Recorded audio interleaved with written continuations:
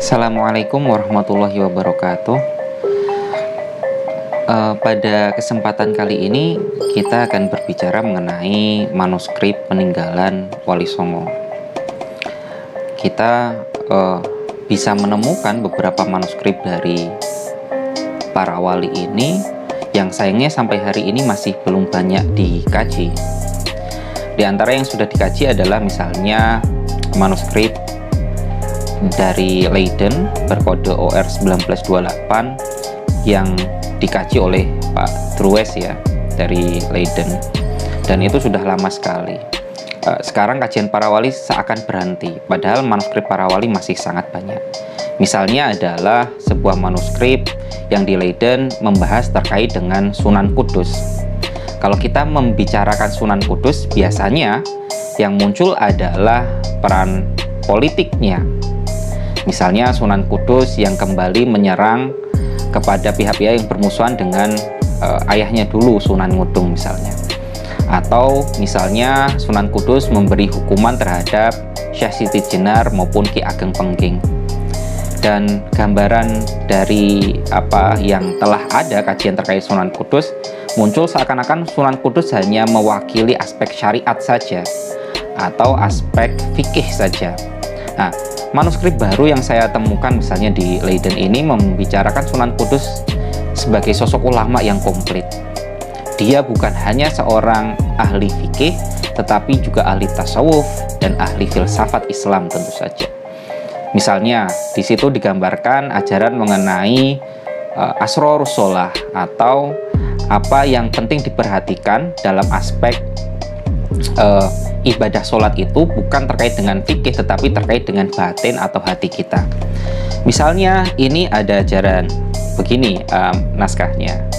Punika kawikanono tingkahing sholat karone adoh saking iblis lan seton lan ejin. Tatkolone ayun asembahyang denami coro angilmuning pangeran. Tegese den sadya anglampahi salaking pakoning pangeran. Ketika ini adalah ajaran terkait dengan sholat, supaya sholat seseorang itu bisa menjauhkannya dari iblis, setan, dan jin. Ketika seseorang sedang sembahyang, maka hendaknya dia menghadirkan dalam dirinya bahwa dia sedang menjalankan perintah dari pangeran. Dan setelah dia meyakini hal itu, maka dia berwudu, mengambil air wudu. Maka hendaknya den sirnakno awake ing dalem kersaning pangeran. Maka hendaknya dia menghilangkan, menyirnakan hawa nafsunya, egonya dari ke dalam kehendaknya pangeran, kehendak Allah Subhanahu wa taala. Ketika seseorang masuk ke dalam masjid dan nyoto engkang sinembah, ketika seseorang masuk masjid maka nyatakanlah sesungguhnya dia menyembah Allah yang esa, yang tunggal. Nah, ini kan ajaran sesuatu yang tidak pernah kita tahu terkait dengan Sunan Kudus gitu. Sunan Kudus hanya dinisbatkan terkait syariat atau fikih saja. Nampak seakan-akan tidak memiliki aspek tasawuf. Padahal kita tahu dari kitab Jauharatut Tauhid misalnya, wa malikun wasairul a'immah kadza Abul Qasim hudatul ummah. Wajib mengikuti Imam Malik dan imam-imam madhab yang lainnya. Imam madhab 4, Malik, Abu Hanifah, Imam Syafi'i, Imam Hambali. Kadza Abul Qasim hudatul ummah. Begitu juga mengikuti Abul Qasim. Abul Qasim ini bukan Kanjeng Nabi Muhammad tetapi Junaidi al-Baghdadi sebagai imam ahlu tasawuf, ahlu tasawufnya. Imam tasawufnya mengikuti Abul Qasim, torikotnya mengikuti Abul Qasim. Tentu ini sudah menjadi satu paket dalam Ahlus Sunnah wal Jamaah. Kalau kita menisbatkan Sunan Kudus sebagai Ahlus Sunnah wal Jamaah, tentu tidak mungkin hanya syariat saja akhirnya. Nah, ini dibuktikan dengan manuskrip ini. Di situ diajarkan juga bahwa ketika seseorang melanggar beberapa ajaran tauhid yang diajarkan oleh Sunan Kudus, yang tentu saja Ahlus Sunnah wal Jamaah, maka itu dia dianggap keluar dari 4 madhab fikih. 4 madhab itu artinya ya Sunan Kudus, begitu juga di naskah Sunan Bonang, itu adalah orang-orang yang mengajarkan Ahlus Sunnah wal Jamaah. Konsepnya Ahlus Sunnah dalam konteks Nahdliyin kan mengikuti 4 madhab dalam fikih dan mengikuti Thariqah Junaidi al-Baghdadi atau Imam al-Ghazali dalam tasawuf, dan mengikuti Abu Musa al-Asy'ari dan al-Maturidi dalam konteks akidah. Dan ini tergambar dalam manuskrip-manuskrip Islam yang dinisbatkan kepada para wali yang kita bahas tadi. Di Sunan Kudus membicarakan bahwa ketika seseorang melanggar ajaran tauhid tertentu, maka dia dianggap keluar dari 4 mazhab itu. Dan di Usul Suluk juga sama. Dan saya pikir ini membuka mata kita bahwa para wali adalah mereka yang mengikuti mazhab Ahlus Sunnah wal Jamaah. Dan ajaran-ajaran mereka penting sekali kita kenali kembali di sisi lain, dan saya pikir jauh lebih penting daripada konteks hanya kekeramatan mereka dalam konteks yang sempit, yaitu kekeramatan fisikal. Tapi jauh lebih penting ajaran-ajaran mereka yang mana bisa menjadikan umat Muslim Jawa waktu itu bisa memeluk Islam gitu, bisa memeluk Islam. Dan itu bisa ditemukan di manuskrip-manuskrip yang mana melestarikan tradisi pesantren untuk meneruskan ajaran para wali. Kita temukan ini bukan hanya di Leiden, di Banten juga ada. Pada masa Syekh Yusuf Bajul Kholwati Al-Maqasiri, seorang ulama yang berasal dari Makassar tapi aktif di Kesultanan Banten di masa Sultan Ageng Tirtayasa. Di sebuah manuskrip yang tersimpan di di PNRI ada teks dari ajaran Sunan Kudus, dan itu menggambarkan ajaran yang sangat tingkat tinggi ya dalam konteks ini terkait dengan Sunan Kudus, terkait dengan bahwa Allah itu sumber kehidupan kita. Ini sebenarnya tafsir atas ayat wa nafakhtu fihi min ruhi, dan aku tiupkan ke dalam jasad itu bagian dari rohku agar dia menjadi hidup. Dan itu ditafsirkan sangat-sangat dalam sekali ya, tafsir esoteris kalau kita menyebutnya, terkait dengan Sunan Kudus. Sunan Kudus gambaran yang semacam ini, sangat alim semacam ini kan tidak kita temukan dalam konteks populer atau dalam narasi yang sejauh ini kita nisbatkan kepada Sunan Kudus.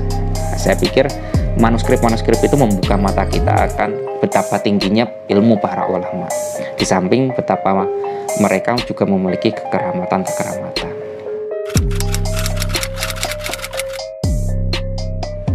Tentu simbol Wali Songo sangat penting dalam konteks Islam di Nusantara ini, karena kita lihat mereka dan jejaringnya lah yang melakukan dakwah hingga sukses di Nusantara. Tentu Islam hadir jauh sebelumnya, tetapi peralihan keagamaan yang sangat masif terjadi oleh Wali Songo dan para jejaringnya. Jaring itu maksudnya murid, keluarga, kemudian cucu murid mereka yang melakukan dakwah. Hingga kita lihat masih ditradisikan, masih dijaga di Banten kan abad ke-17 di masa Syekh Yusuf misalnya. Dan ajaran-ajaran para wali ini menjadikan kita paling tidak memberikan hak yang memang sepatutnya mereka terima, mereka miliki gitu. Hak terkait bahwa mereka bukan hanya memiliki kekeramatan yang sifatnya fisikal, tetapi juga memiliki kekeramatan yang sifatnya ilmu yang sangat tinggi gitu, terkait dengan tasawuf, terkait dengan fikih, terkait dengan keilmuan-keilmuan dalam Islam. Dan itu kita bisa lihat jelas dalam manuskrip-manuskrip ini. Dan tentu ini bukan tugas semua orang, tentu hanya sebagian di antara mereka yang memiliki kecenderungan untuk mengkaji sejarah para alim ulama lah yang ditugaskan untuk itu. Tetapi ide populernya atau ide-ide dasarnya harus masuk ke kepala masyarakat kita gitu, bahwa para wali bukan yang anti bid'ah dalam arti yang dinisbatkan kepada mereka oleh sebagian kelompok, dan para wali adalah mereka yang jenius menggunakan wahana dakwah lokal, dan itu bukan keyakinan kosong tetapi dibuktikan dengan peninggalan dalam konteks ini manuskrip-manuskrip yang ada. Dan para wali adalah mereka yang menyatukan antara fikih dan tasawuf agar bisa melakukan dakwah yang sangat efektif terhadap masyarakat yang waktu itu masih banyak yang belum memeluk Islam. Dan saya pikir cara pendekatan itulah yang kita teruskan dalam konteks kehidupan hari ini gitu. Cara pendekatan dakwah yang lebih merangkul, lebih lebih soft, yang menggunakan bilisan ya kaumihim. Dengan lisan kaumnya itu bukan hanya bahasa ya, tetapi lebih kepada kesatuan kebudayaan yang ada di masyarakat itu. Kalau masyarakat hari ini lagi asik, lagi senang dengan yang sifatnya lebih santai dalam dakwah, seperti Habib siapa yang dari Jakarta itu, Habib Husain Ja'far ya, itu kan berarti ya, Habib Husain Ja'far itu menggunakan bilisan yang kaumihim, dan itu saya pikir juga bisa ditarik dari contoh-contoh para wali gitu. Ya, saya pikir terkait dengan para wali itu kita lebih butuh kepada situs-situs mereka, karena di situs-situs itulah kita bisa menjalin koneksi hati terhadap kehadiran Kanjeng Nabi. Sebenarnya kehadiran Kanjeng Nabi maksudnya adalah kehadiran ajaran Kanjeng Nabi, dan situs-situs itu yang mengaitkan kita kepada kehadiran Kanjeng Nabi itu yang menarik. Kenapa misalnya seorang Syekh Abdul Hakim Murad dari Inggris mendirikan Cambridge Muslim College, datang untuk tiap tahun ziarah ke makam para wali, karena dia menyebutkan dalam suratnya kepada saya bahwa para wali penting dalam konteks Eropa karena disitulah kehadiran dari cahaya Muhammad, cahaya Al-Muhammadiyah itu dirasakan, barokahnya itu dirasakan langsung nyata di makom-makom tersebut, kehadiran Kanjeng Nabi. Dan itu dirasakan lewat situs-situs ini, makam-makam para wali. Dan saya pikir kita lebih penting dalam hal ini mengingat para wali karena hal ini, karena dia yang mengantarkan kita kepada kesadaran atas cahaya Nabi Muhammad gitu. Dan saya pikir jauh lebih penting itu kita sampaikan ke masyarakat daripada alih-alih hanya fakta-fakta sejarah yang dijajar-jajarkan.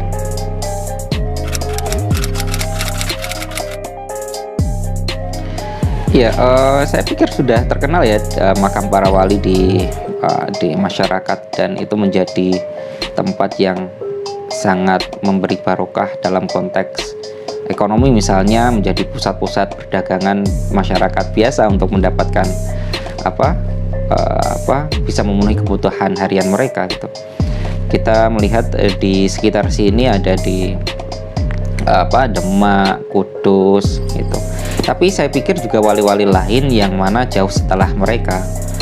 Kita melihat ada Sunan Pandanaran satu ya, sebagai pendiri kota Semarang, yang mana juga nampaknya masyarakat Semarang sendiri tidak banyak tahu, atau Kiai Soleh Darat, kemudian para ulama lain yang ada di Semarang. Saya pikir apa yang dilakukan oleh wali kota yang merencanakan untuk membangun wisata religi di kota Semarang dan mempromosikannya secara luas itu sangat bagus untuk mengenalkan Semarang bukan hanya sebagai kota kota perdagangan, tetapi juga kota religi gitu. Saya pikir kadang pesan langsung tidak disampaikan para wali, tapi kita bisa menarik pesan itu dari membaca naskah mereka. Misalnya terkait dengan keyakinan akidah, jangan bermain-main dengan akidah gitu. Itu paling tidak kita bisa tarik dari kritik Sunan Bonang terhadap keyakinan yang sifatnya hulul, yang menyamakan Tuhan dengan makhluk. Itu dikritik, itu kufur.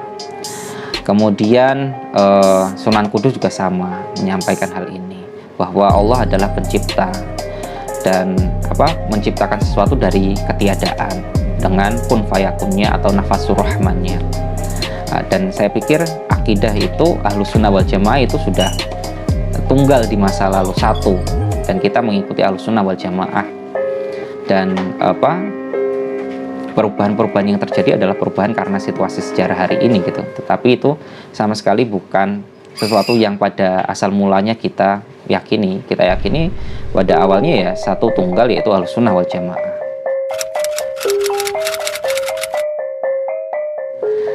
Saya pikir masyarakat umum tidak membaca langsung manuskrip-manuskrip itu. Kita para peneliti yang melakukan pembacaan terhadap manuskrip tersebut dan menyajikannya kepada masyarakat.